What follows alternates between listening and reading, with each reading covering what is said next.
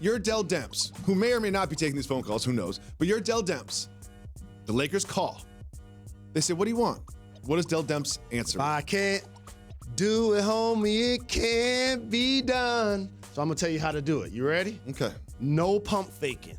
No playing around. If I'm the Lakers and I call you, yeah, you got to take KCP because that helps make the money work. Yep. And by the way, he just so happens to be a Rich Paul client. Oh, that's interesting. That the Lakers gave $18 million, as a lot of people believe is an olive branch pre-LeBron, and he's getting $12 million this year. So if I'm rich, hey, KCP, I got you to LA, 2 years, $30 million. KCP's going to get a dinner invite. It's going to be LeBron and Rich Paul at the table, and it's going to be bad news. But I took care of you. I got you $30 million to play basketball on a lottery team in Los Angeles 2 years in a row. So that was your chance to play your value up. So beyond KCP, here's the only way you get the deal done. I need Kuzma. Okay. I need Ball. Okay. I need Ingram. And I need either Zubac or Wagner. I need 5 players. I don't care about the Lakers draft picks when they have LeBron and Anthony Davis. Because they're going to be late first round. Yeah. I don't want that. You give me those 5 cats, you can come get him right now. Not 3 of the 5, not 4 of the 5. Because if you pump faking and you don't want to give me all 5, cool. I'll wait till July when Boston can now be in play. See, that's the thing that people need to understand is Boston can trade for Anthony Davis on July 1st. So if you are the Pelicans, you're not necessarily motivated to get this done in the next 10 days. You can wait it out.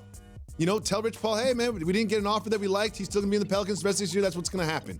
And then in the offseason, you have 2 teams that have a lot of young players and assets bidding against each other. Because when you're not bidding against anybody else, it's hard to have the negotiation. But when the Pelicans get on the phone and say, all right, Lakers, well, you didn't want to put Ball in the deal. Well, guess what? The Celtics are putting all their picks in the deal. The Celtics are putting Jason Tatum in the deal. And you can bid the value up. What do you think the chances are that happens? Do you think this deal gets done in the next 10 days? No. Or over the summer? No. You do not think it gets done in the next 10 days? No.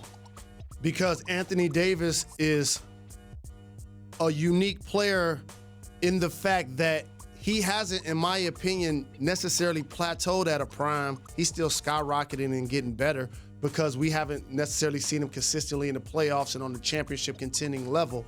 So there's upside there. And it's too many moving parts. I'm talking about moving 5 players in 10 days. It can get done, but I'm just saying if I'm the Pelicans, I think about this. The Lakers' young assets that I just named, if you were drafting and or playing on the playground and I had the 8 young players, 4 from Boston, Tatum, Brown, Rozier, Smart, that'd be what it took to get the deal done, right? Rozier's deal ends up this summer, right? Correct. So that'd be a sign and trade situation. With that being said, if you were drafting a squad, who would you put as the best player of those 8? Jason Tatum? Tatum. What about number 2? Who's? Number 3? Brown.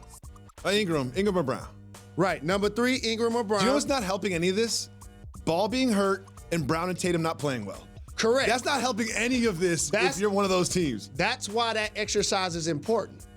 Because when you talk about trading a guy like Anthony Davis, who's top 3 in a lot of the major statistical categories, you got to look at your fan base and say, it was for the greater good. They've lost Chris Paul. They've lost DeMarcus Cousins by no fault of their own. He had an Achilles injury. And now they possibly lose Anthony Davis. I need to now look at my fans and look at my roster and say, we don't have AD, but man, we won in this deal. I got y'all 5 players. Now all of a sudden we in business. The Celtics have a lot of lottery picks this year. A lot of lottery picks. And do you know when you're explaining something to your fan base, people love the potential of a lottery pick a lot more than they like the actual picks. You know what I mean? Like they love the potential of like, oh, we got 3 picks from the Celtics. And then when you see the players that come back, they're like, we traded Anthony Davis for who? That's why I always say, this is one of my terms, picks don't play. Because you can have the picks, but who's actually drafting is going to make the quality decision to build and craft a roster.